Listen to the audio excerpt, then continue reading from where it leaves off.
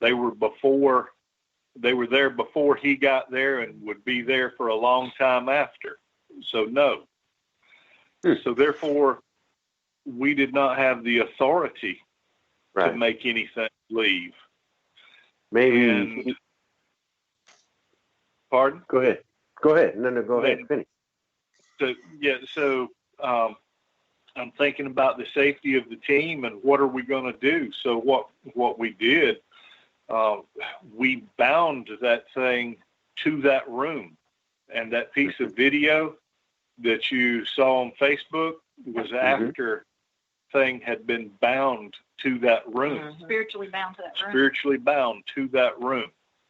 And we went downstairs and realized after the investigation that the conference room that we were doing EVP sessions in was directly beneath that room. And the question was asked, where are you? I think Mary asked the question, where are you? We caught a very clear, concise EVP that said 7, which is the room that it was bound to. Interesting. That's pretty cool. So we felt like we had some very good evidence of it being where it was bound to. That's cool. So when we do go back,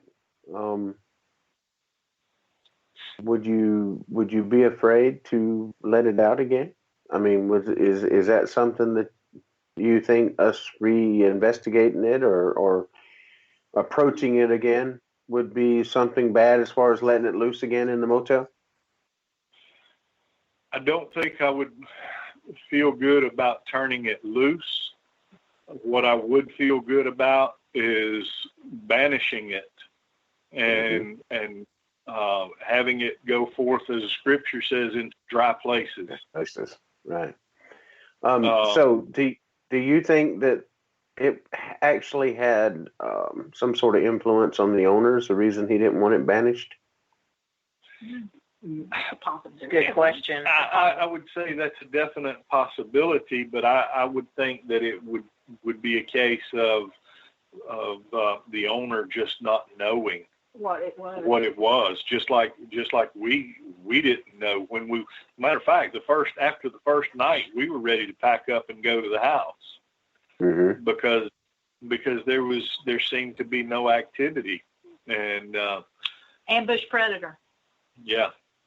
So the second night is when it really got real. And to answer your question, I don't think the owner really knew what was there. Interesting. Wow. Well, we're just going to have to check that out.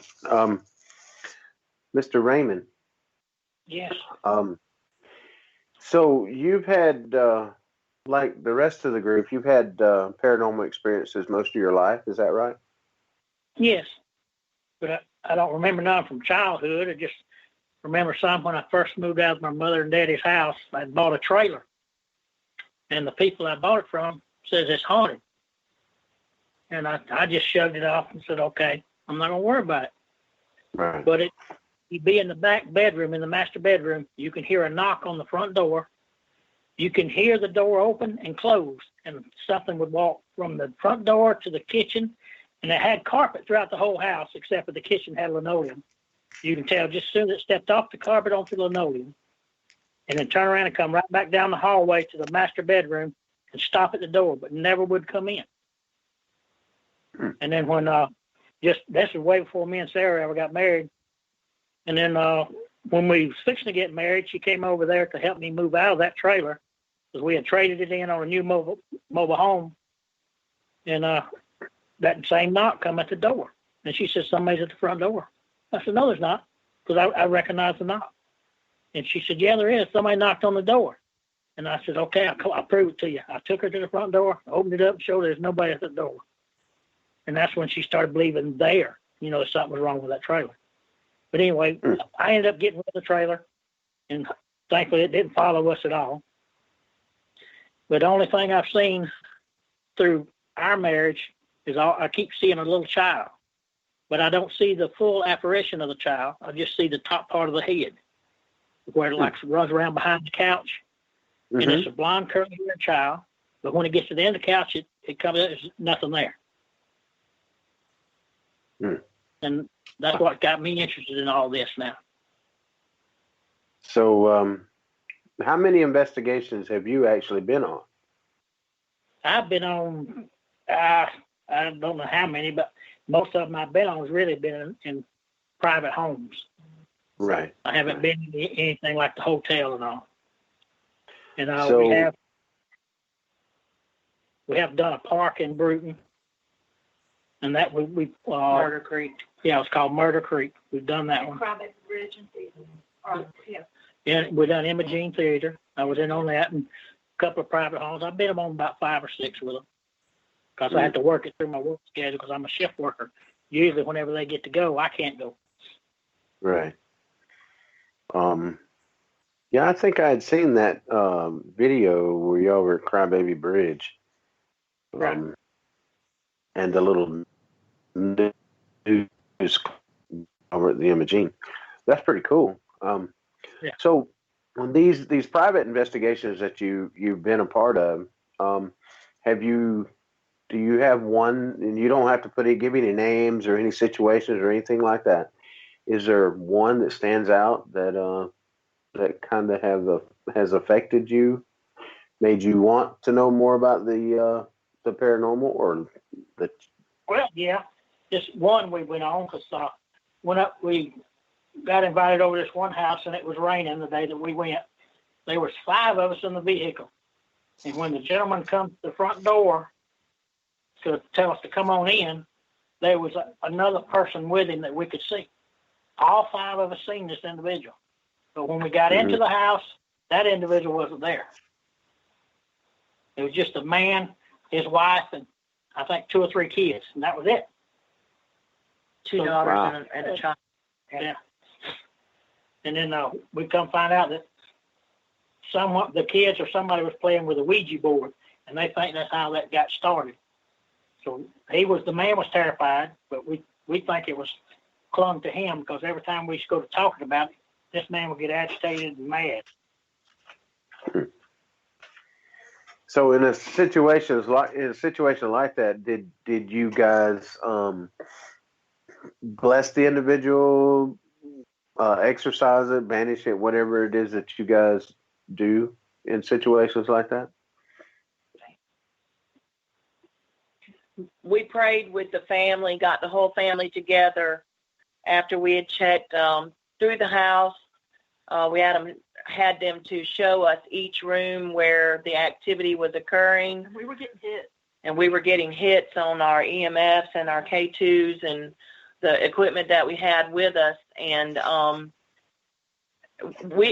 just felt in my spirit, with my empathy, that it was clinging and had something to do with the husband, the father of the family. And so I just automatically started speaking with him and talking to him.